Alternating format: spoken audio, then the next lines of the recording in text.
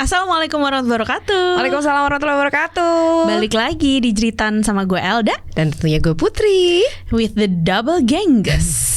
Yang hari ini akan bener-bener rumpi guys. Edisi rumpi. Gak mau ketinggalan. Yang lagi viral sekarang. Kita rumpiin ada yang siapa? bisa nebak gak Besti? Pokoknya apa? Cluenya adalah kemarin dia abis di podcast sebelah. Oh, di podcast sebelah. Betul. Di thumbnail gitu. Hah? Di thumbnail udah ada. Ya nggak apa-apa, kan udah tahu ya yang ada di thumbnail tuh katanya Pak Produser. Lanjut aja, terus. Emang kenapa dia? Gitu deh, di videoin dia berguling-guling. Oh, guling-gulingan. Tapi bukan di kasur. Oh, di mana Di guling-gulingnya? tanah. Ya Allah. Tapi kenapa ya dia guling-guling? Coba Jong. Coba Tante Putri. Tante sentil ya. Jadi kan biasa lah ya, kalau dalam hidup bertetangga pasti ada aja masalahnya. Sampai dibikinin sitkom. Serius? Tetangga Kalau kok gitu Oh, sih? tetangga masa gitu. Tetangga masa gitu. Salah. Jadi tetangga kan ada, pokoknya selalu ada deh, ya kan? Apa aja. Biasanya itu kalau nggak binatang peliharaannya nyebrang, Daun jatuh ke rumah sebelah. masalah. Nah ini pasti banget ya. Itu apalagi sekarang kan lahan semakin sempit di mana-mana. Betul. Jadi ini biasanya itu yang kerap terjadi adalah masalah lahan parkir. Itu sering terdengar di negara Konoha. Di komplek gue juga ya kan. Kalau parkir. Nah ini Makanya emang bener loh. Setiap gue parkir kan di rumah lo, ini dulu, Mbak, gue parkir di mana? Tapi kan depan gue luas banget, Masya Allah, amin. Nah, oke. Jadi ini bukan perseteruan tetangga biasa. Jadi ini adalah perseteruan yang melibatkan mantan dosen senior dengan pengusaha rental mobil. Oh, makanya lahan parkir. Iya. Karena si yang punya rental mobil pasti banyak dong. Banyak, mobilnya. bukan cuma 1-2. Kalau kita kan rumah biasa gitu kan. Paling mobil gue di rumah cuma 5. Nah, sesuai warna ya kalau berangkat. Merah kuning ya kan. Senin pakai apa, Selasa pakai apa, nggak ada ya Allah. Ria jenaka, amin aja.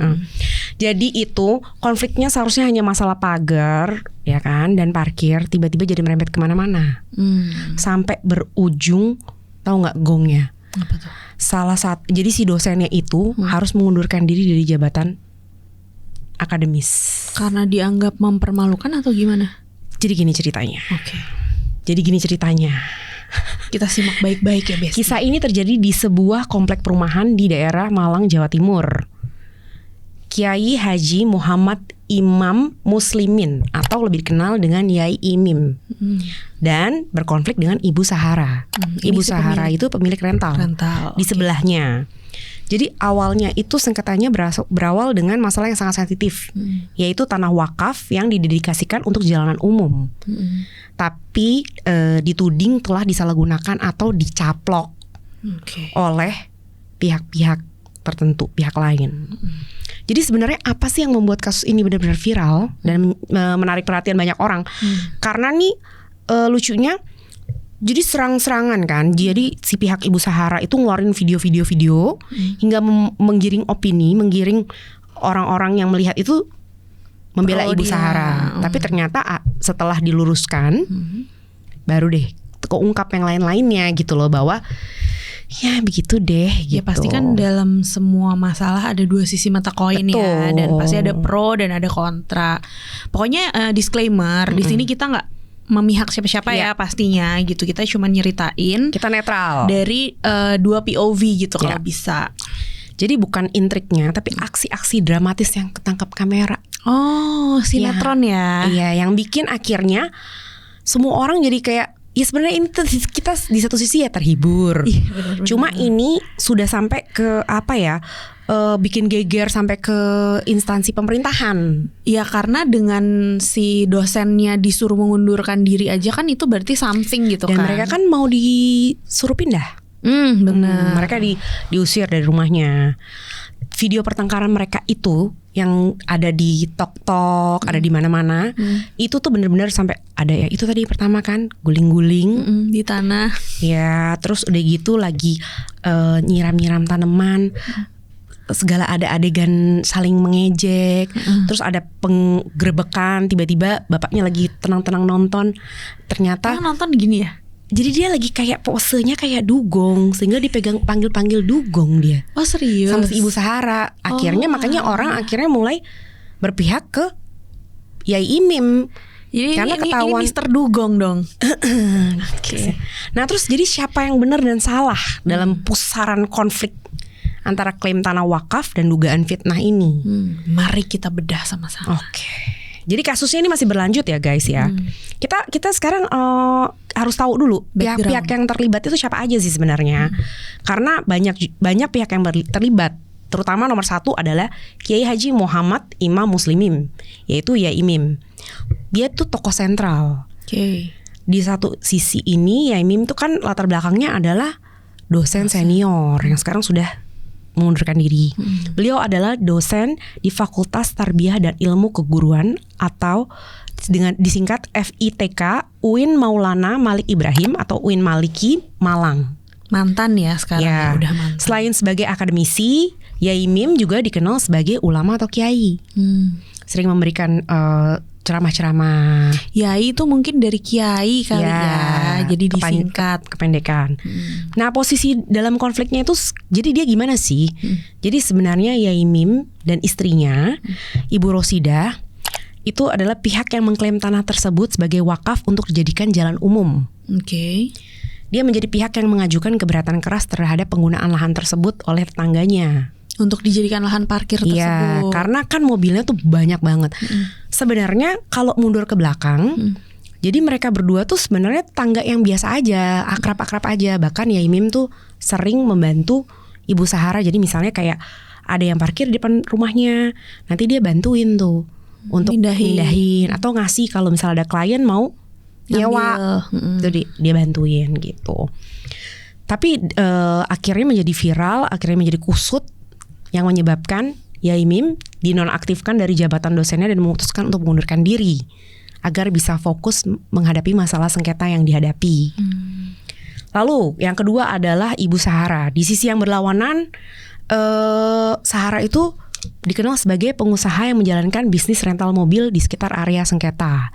Jadi Ibu Sahara posisi rumahnya itu berdasarkan keterangan ya dari yang kita kumpulkan itu tuh bersebelahan. Menyewa rumah di sebelahnya. Makanya akhirnya terjadi sengketa karena sering sekali parkir di depan pagar hingga membuat Yai Imim dan istrinya harus kesulitan kalau mau keluar gitu loh. Nah, ia juga tercatat sebagai mahasiswa pasca sarjana di Universitas Brawijaya. Posisinya Ibu Sahara dalam konflik itu apa sih? Dia adalah pihak yang dituding oleh Yai Imim telah mencaplok atau menyalahgunakan lahan wakafnya. Gitu. Yaitu lahan wakafnya akhirnya dipakai-pakai buat parkir. Tunggu deh, kalau misalkan nih tanahnya itu kan tadi disebut adalah tanah wakaf yang digunakan untuk fasilitas umum. Berarti ya sebenarnya dia bisa make nggak sih sebenarnya harusnya? Sebenarnya bisa make, tapi kan kalau kita hidup bertetangga ya, atau kita hidup dengan siapapun lah ya, dimanapun, kita kan juga harus tahu etika gitu loh. Betul. Boleh pakai, tapi ada boundariesnya lah ya. Ya, mosok tiap hari atau boleh pakai, tapi misalnya ada berapa meter, mosok lo pakai semua, sisain lah buat jalan, atau ada space tertentu yang jangan lo pakai lah, jadi orang bisa lewat atau bisa gitu. pakai juga gitu. Betul. Nah, dia pun secara aktif merekam atau memviralkan video pertengkaran mereka di media sosial, jadi bikin kasus ini meledak dan ada di FYP semua emak-emak. Iya benar-benar. Ya kan, kita langsung kayak sapose Diana kok guling-guling gitu kan. Udah gitu kan ya Mimi lucu ya gitu loh maksudnya. Bisa kayak kita bentuknya. Nah, si Sahara tuh menolak posisinya, menolak klaim tanah wakafnya dan menyatakan kalau bukti bahwa lahan itu tersebut bukan milik Yai Imim. Jadi ini ya Imim ini dia yang mewakafkan atau ada orang yang mewakafkan itu untuk fasum sih Dia sebenarnya? mewakafkan untuk fasum. Ya imimnya. Iya. Oke. Ya kan Pak? Iya betul. Oke. Dia mewakafkan untuk fasum. Hmm. Lalu ada pihak-pihak lain yang terseret. Jadi bukan hanya 2 orang, Akhirnya pada lebar. akhirnya banyak. Karena kan ya orang heboh banget Ibu Saharanya. Pertama pastilah pasangannya ya Imim. Itu kan sebagai pihak yang ikut mewakafkan tanah, istrinya Ibu Rosidah itu ya jadi saksi kunci atas klaim status tanah tersebut. Terus mahasiswa UIN Malangnya. Jadi mereka sempat terseret ketika Yaimim diduga mengarahkan mereka untuk mendatangi atau mengepung area rental mobil. Karena masih terparkir nih di lahan tersebut. Enggak, jadi ceritanya dari informasi tetangga sebelah, jadi kita kan tetangga masa gitu ya Iya, kan, betul. kita kan harus studi banding. Oke. Jadi berdasarkan cerita dia terakhir terupdate, dia bilang mereka lagi kuliah. Jadi Yaimim itu sering mengadakan kuliah, diminta mahasiswanya untuk bikin kuliah di rumahnya, jadi per kelompok. Oke. Udah dateng. Nah tetangganya nyetel dangdutan. Ya kan, udah didiemin tuh sampai kelasnya selesai. Ketika kelasnya selesai, Yaimim itu joget bareng sama mahasiswanya. Kita joget yuk. Karena ada suara dangdutan. Nah, dia Yaimim itu beliau bilang kalau misalnya ada orang misalnya kayak ada penyanyi atau apa, kan pasti kan kita pengen datengin dong. Dia udah bikin suara heboh-heboh, ya kita datengin ya sambil joget kan biar ikutan, happy dong. ya. Jadi kayak orang yang minta panggung ya dikasih nih, ya udah kita jogetin. Bikin heboh. Kenapa? Menganggapnya digeruduk. Padahal Iya seru-seruan aja mungkin. seru-seruan kan udah selesai sebenarnya ya. kuliah. Cuman kan karena emang udah emosinya memuncak, Ya ada jadi aja. ada aja Iya, gitu kan. iya, Jadi iya. mungkin kayak apa lu nantangin? Ya mungkin Yaimim kan juga orangnya nggak tahu ya. Kalau dari POV gue lihat dia nyeleneh. Agak unik ya. Jadi Bapaknya ini. oh ya udah, misalnya kita apa sih jogetin aja yuk gitu. Ya nggak salah juga sebenarnya, cuman ya mungkin ya udah esmoni ya kan. Iya. Nah itu gitu. Nanti ada videonya di YouTube, bisa dilihat ya. Lalu yang kedua adalah suaminya Ibu Sahara.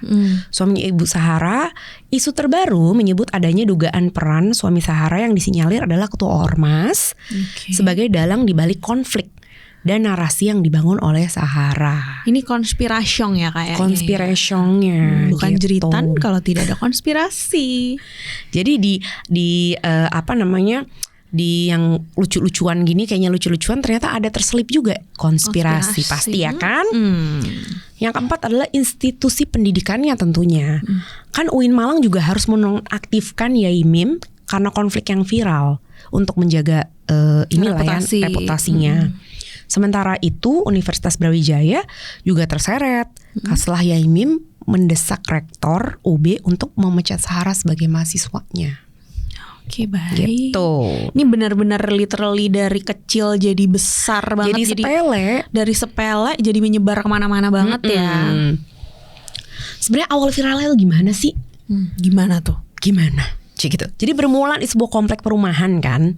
Jadi 2 tetangga memiliki visi yang sangat berbeda tentang batas properti. Oke. Nah, atau lebih tepatnya sebidang tanah di rumah mereka. Di satu sisi ya ada Yaimim yang itu kan dia tokoh utamanya bersama istrinya itu kan udah mengikhlaskan dan mewakafkan tanah untuk dijadikan jalan umum. Karena biasa kan kalau misalnya rumah di depannya space-nya kurang besar, biasanya rumah ditarik mundur nih. Oh, gua kasih deh semeter nih buat lalu lalang, fasum. Cuman niat mulianya itu yang seharusnya menjadi berkah jadi disalahgunakan. Iya, buat si mobil-mobil rental itu parkir. Nah. Masalahnya nggak cuma 1-2 ya. Ya betul. Dan menurut pengakuannya Yaimim juga dari sumber lain, jadi mengganggu. Jadi kayak misalnya jam istirahat, si mobilnya baru dateng bolak-balik gitu loh. Jadi apa namanya, kan seharusnya lingkungan perumahan itu peruntukannya biasanya buat perumahan, bukan buat usaha kan, makanya dibeda-bedain kan. Ya kadang-kadang suka banyak plang gitu kan, dilarang menjadikan rumah tinggal Tempat sebagai usaha. tempat usaha gitu. Betul. Nah di sisi lain itu ada Sahara. Nah Yai Mim menuding Sahara dan suaminya kan mencaplok. Tapi tuduhan itu akhirnya bukan isapan jempol. Dia Ternyata. sampai mendirikan pagar-pagar bambu lah. Udahlah. Itu ya bikin akhirnya makin kisruh, makin ruwet deh. Nah bagi Yai Mim ini bukan sekedar lagi sengketa lahan, tapi pelanggaran terhadap amanah wakaf gitu. Sementara Sahara bersikeras tanah bukan wakaf, Yai Mim juga ini bersikeras gitu. Jadi kalau misalkan itu bukan tanah wakaf, ya itu kan tanah wakaf sebenarnya, tanah wakaf. Tapi kan karena Sahara ya pengen lewat pakai terus aja, suka-suka dia. Jadi ketegangan yang udah lama terpendam akhirnya meledak. Konflik pertama mencuat ketika Yai Mim mengarahkan sejumlah mahasiswa kan yang tadi kan. Nah itulah yang dianggap sebagai intimidasi sehingga suaminya juga turun. Ngapain nih? Ribut-ribut deh pokoknya. Akhirnya menjadi tontonan publik. Nah direkam-rekam lah. Mulai dikit-dikit itu akhirnya direkam-rekam sama Bu Sahara. Nah video-videonya tuh mulai bermunculan di mana-mana dari POV Bu Sahara nih. Nah perdebatan sengit, aksi protes dramatis, semuanya diunggah-unggahin langsung di TikTok. Itulah yang membuat orang akhirnya awalnya pro ke Bu Sahara karena melihat gerak-geriknya, tindak tanduknya Yai Mim yang nyentrik, ya kan, nyeleneh gitu loh. Kalau berdasarkan pengakuan dia kemarin di sumber-sumber yang lain, dia juga ngomong ya kasarannya ya kalau ngadepin wong agak-agak ya udah kita nyeleneh aja sekalian biar dia lu mau gue nganggep gue gimana ya udah gue kasih deh, gue beri lu gitu. Itu klarifikasinya. Nah jadi perkembangan kasusnya gimana kemarin, kamu mengikuti nggak? nah jadi setelah video-video pertengkaran itu viral nih yang dari si akunnya Bu Sahara, jadi kasus sengketa itu nggak jadi berhenti malah karena berkembang makin heboh. Jadi malah bergerak cepat ke berbagai ranah, dari ranah hukum, ranah akademik, sampai ya perspektifnya dari publik, dari netizen gitu. Nah ini tuh berdampak lah ke semua pihak ya jadinya gitu, dan ya jadi kena konsekuensi gitu loh. Pertama dari Yai Mim, dari pihak Yai Mim ya, jadi dia kehilangan jabatan. Yai Mim dinonaktifkan oleh UIN Malang yang pada akhirnya membuat dia akhirnya mengundurkan diri tuh. Jadi dari posisinya jadi dosen. Nah sedangkan di mata publik nih, stigma publik, beliau itu harus menghadapi tuduhan miring di media sosial, termasuk narasi-narasi yang dibentuk yang menyebutnya itu bermasalah mental, bahkan fitnah-fitnah sebagai dosen cabul, karena ya ada salah satu video lah yang mengarah ke situ gitu kan. Iya, yang bahkan Bu Sahara sampai mengejar-ngejar mahasiswanya, kamu dosen kamu cabul kan, dosen kamu cabul. Iya kan, gue lihat juga. Nah itu tuh kalau gue boleh nambahin, itu tuh sebenarnya nggak ada bukti bahwa Ibu Sahara dicabuli gitu. Jadi kan dia mengklaim Yai Mim mencabuli dia karena pas peristiwa Ibu Rosida naik haji, terus deh gitu Bu Sahara main ke rumahnya, anaknya ikut main ke rumahnya, dikunci katanya. Nah terus habis itu heboh tuh, di videoin mencabuli sampai suaminya datang geruduk. Padahal gak ada video sedang dicabuli, dan dicabulinya seperti apa juga tidak dijelaskan secara detail gitu. Makanya kalau misalkan dari yang kemarin kita bahas itu, yang soal anaknya lagi main, ya sebenarnya kalau misalkan dilihat berarti kan sebelumnya itu emang beneran baik-baik aja gitu kan, bukan modelan yang dari awal mungkin siapa duluan yang datang terus udah dinyinyirin gitu kan. Nah balik lagi nih, nah kemudian sampai si Yai Mim ini mendapatkan gugatan hukum.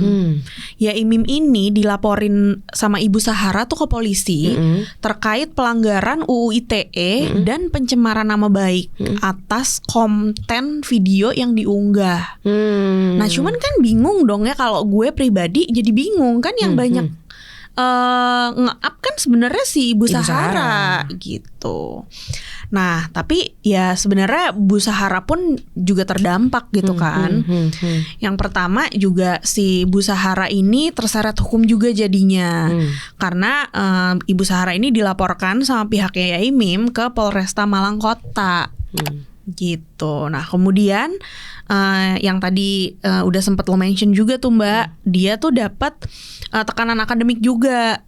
Karena ya itu tadi ya Imim mendesak kepada rektor UB tempat dia berkuliah untuk mencopot dirinya dari status mahasiswa pasca sarjana. Nah kemudian karena si Bu Sahara ini punya bisnis, nah itu ada dampaknya juga. Terdampak juga bisnisnya gitu. Nah usaha rental mobilnya ini jadi sorotan dan area bisnisnya itu sempat menjadi lokasi pengepungan gitu. Oke. Nah kemudian seiring berjalannya waktu nih ya, mungkin awalnya yang viral itu kan video-video dari Bu Sahara.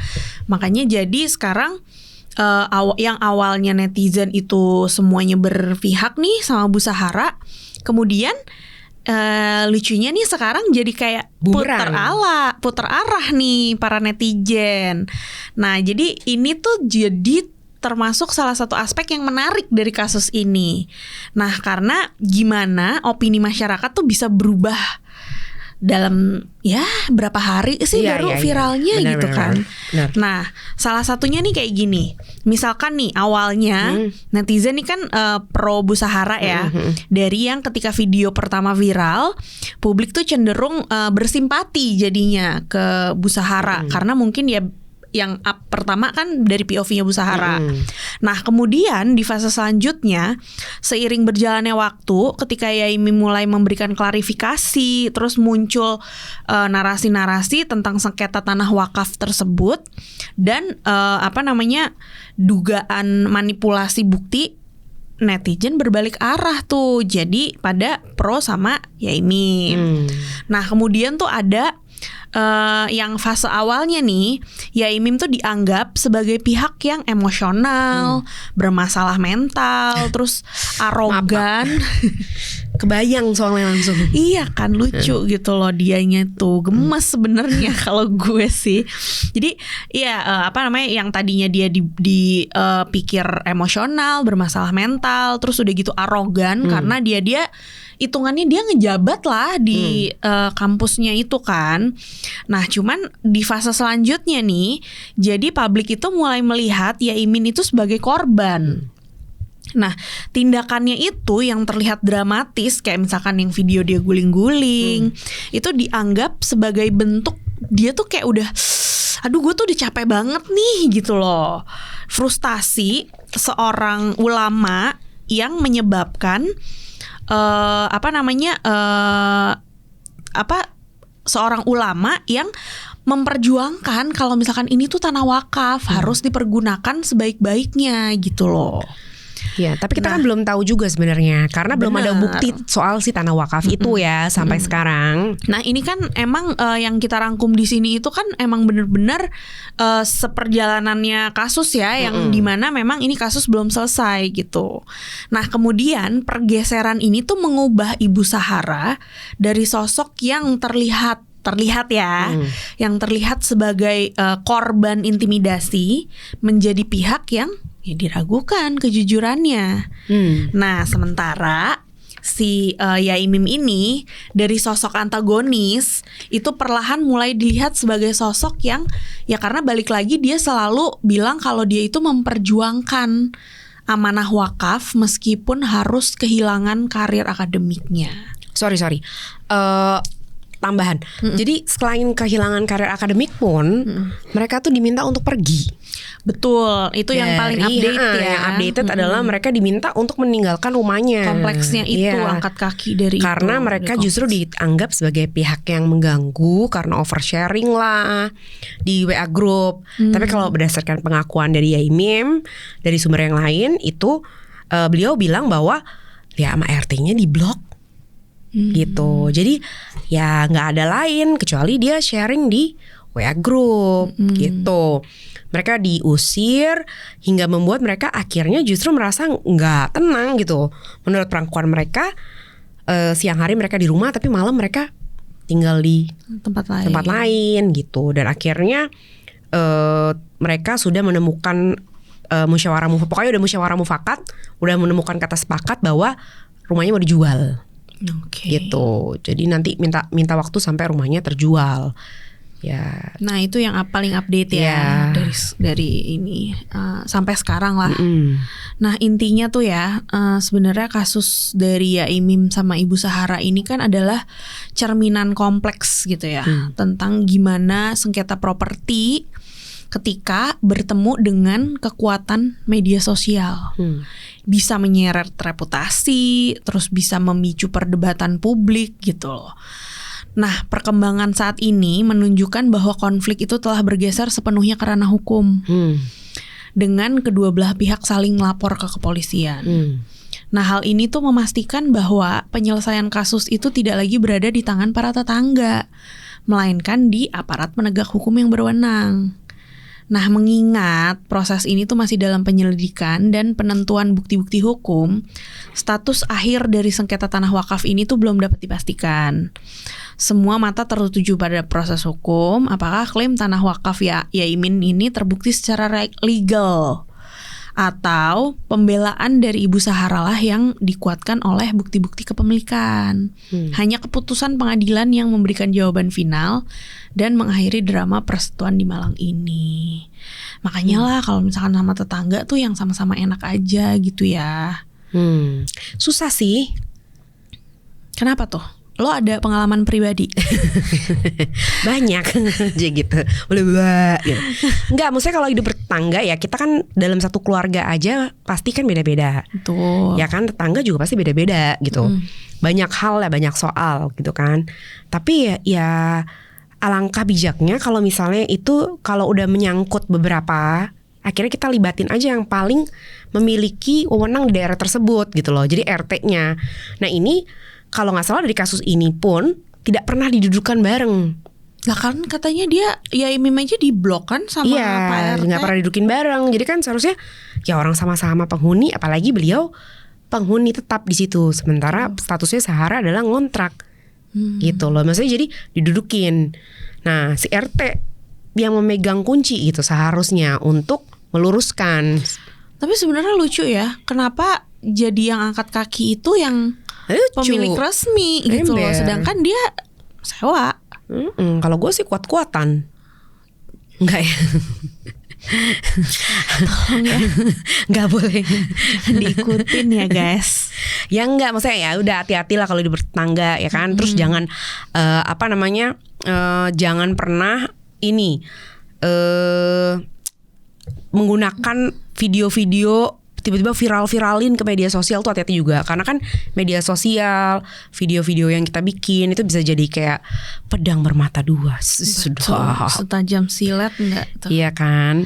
Jadi ya mungkin kedua belah pihak itu sama-sama pernah melakukan kesalahan atau kekeliruan yang kita nggak tahu gitu kan. Maksudnya apapun versi yang diceritakan, problemnya itu kita juga nggak tahu, dan bumbu-bumbu yang terjadi gitu kan. Jadi ya kita jadikan pelajaran aja gitu, bahwa dalam hidup bertetangga harus saling menjaga. Gitu. Ya pokoknya coba deh Besti komen. Menurut kalian nih yang udah nonton video-videonya, menurut kalian siapa sih yang salah dan yang benar? Menurut POV kalian aja, karena di sini kita tidak ngomong siapa salah dan siapa benar. Di sini kita cuman ngebahas aja karena awalnya itu memang bener-bener kalau gue itu tertariknya karena Yaimim ini lucu. Dengan dia yang guling-guling di tanah tuh dia lucu, ya Mr. Dugong. Aku Mrs. Dugong ya. Betul, makanya ya kan lucu, gemoy gitu. Ya mudah-mudahan kasusnya cepat selesai ya, karena ya untuk orang yang udah seumur Yaimim kayaknya capek ya ngadepin masalah-masalah yang kayak gini tuh gitu loh. Ya semoga kasusnya cepat selesai dan tidak melebar kemana-mana. Yang bisa enak bagi kedua belah pihak lah gitu. gitu yang bisa sama-sama diterima. Oke guys, jadi kalau biasanya kita ngobrol-ngobrol yang berat-berat, sekarang kita seringan yang seru-seru aja. Betul. Jadi request lagi, coba ada drama-drama tetangga apa lagi gitu. Ya pokoknya kalau misalkan ada yang mau request kayak Mbak Anggi kemarin tuh udah kita bawain ya requestannya, boleh di komen-komen aja gitu. Terus thank you banget yang udah dengerin kita ngoceh nih gitu kan dari tadi. Yang udah subscribe thank you. Buat yang belum tolong dong di subscribe. Jangan nonton-nonton aja tapi gak subscribe. Habis subscribe tolong di share ke semua WA di like group. juga. Benar, itu pasti. Grup keluarga deh pasti ada deh. Om, tante, Nenek, ya kan? kakek. Iya, seru-seru loh kita ya kan topiknya. Oke. Pokoknya udah kita undur diri deh. Oke. Gak enak nih kalau pulang malam-malam ntar diomongin tetangga. Kerjanya apa ya? Malam-malam pulang kayak gitu, anak-anak perempuan. Takut. Oke. Bye.